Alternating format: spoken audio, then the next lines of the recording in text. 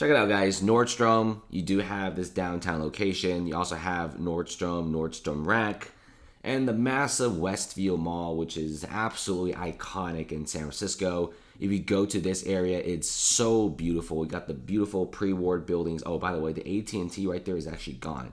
Just letting you know that. So if you look at this, you do have Westfield Mall. And these guys are now defaulting on one of the biggest loans in America, not just in San Francisco, in all of the country, maybe even like the entire world, because they're defaulting on over $500 million of loans. They're shutting down the mall, saying that the vacancy levels have hit something they've never seen before, like 50% vacancies. Usually, vacancies for Westfield malls are like 3 to 7%. So this is extremely unusual. And San Francisco's most populated downtown is empty. Oh, you see that hotel right there? Park 55? Yeah, they just defaulted on that loan of $700 million. So just where this little guy is standing in downtown San Francisco, you already have close to $1.5 billion of loans closing down. And of course, really big, Nordstrom and Nordstrom Rack shutting their stores. Now check this out. The company has fully confirmed it. Nordstrom will be closing both downtown San Francisco stores, including the Nordstrom Rack. So right now, there's some pretty fire deals. They're trying to get everything sold. So I guess if you're in the San Francisco location, you want to get some cheap clothing, this may be the perfect opportunity. Now, it's really sad to see this because it's not supposed to happen. Like Nordstrom, big old Westfield, these are not stores that are supposed to close. These are stores that are supposed to stay in the city for decades and decades to come. And it's not just these guys leaving, right? Office Depot's leaving, the Container Store, Anthropologie, Saks off Fifth, and we have Whole Foods also leaving. So many retailers around Union Square have left. And this is really showing how empty San Francisco is. San Francisco is not supposed to do that. It's supposed to be our number one tech city. It's supposed to have a bunch of office workers.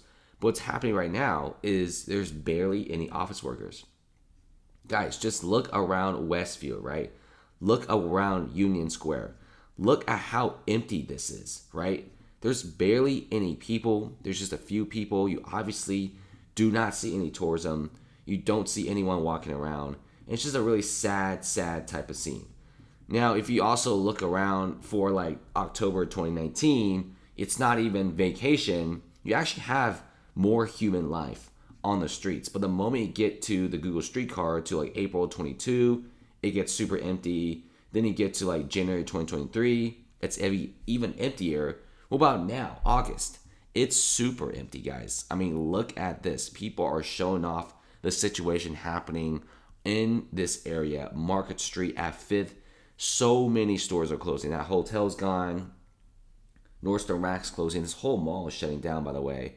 Bloomingdale is going to be leaving as well. AT&T store over there is also gone. Their flagship.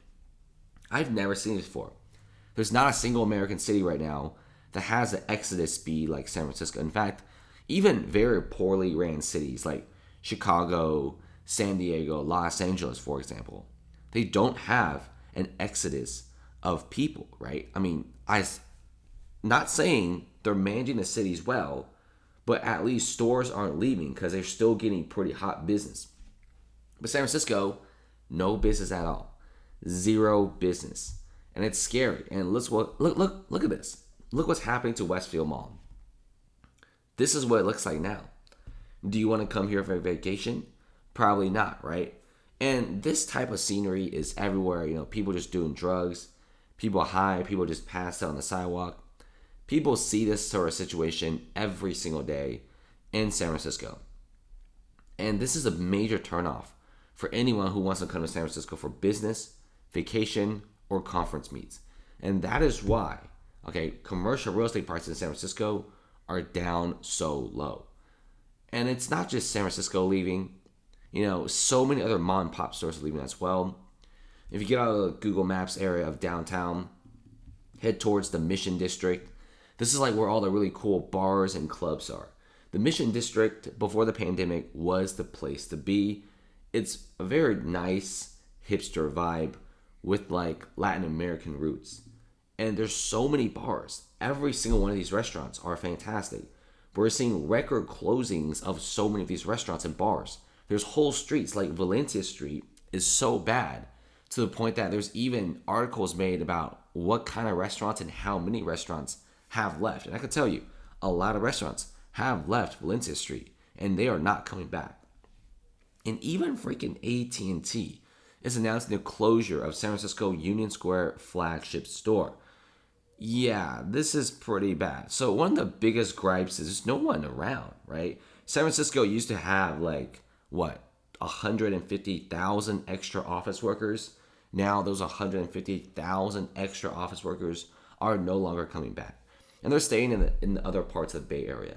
Because if you look at, for example, the BART network, the San Francisco, or I guess the Bay Area Rapid Transit, however you want to call it, it pretty much reaches a large chunk of Oakland, good chunk of southern San Francisco, but now it's completely empty. A lot of these people have left. A lot of companies in San Francisco in tech are embracing remote work like crazy. Remote work is very profitable for a lot of these companies, especially which used to be small startups of 10 to 20 people. Before the pandemic, you have to rent an office in San Francisco. If you want to be part of the tech group, you have to open an office in the Bay Area, at least somewhere, right? But now it's okay, I have 10, 20 people. I don't have to be in the Bay Area. And why would I? I mean, this place is so crime infested all the time. It might as well go somewhere else. Major tech conferences like IBM's Red Hats, also Meta's tech conference, are all postponed away from San Francisco to, for example, places like Denver. And a lot of these conferences in tech are going for Las Vegas, Miami, Austin. They know that for investors that come to San Francisco, they don't like it. And it's a shame. And has anything been done to get San Francisco back on the recovery? Absolutely not. It's a shame because this place really does have everything. They have the parks, they have the mountains, they have the Golden Gate Bridge, they have the beaches, they got lakes. It's a really cool place if you've ever been here.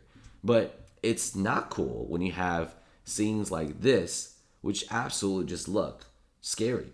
This is some third world country type of deal. And just look at how abandoned the streets are these days. It's no longer a tourist destination. And no wonder. San Francisco is going to have one of the fastest plummeting real estate values in the world, not just in the US, guys.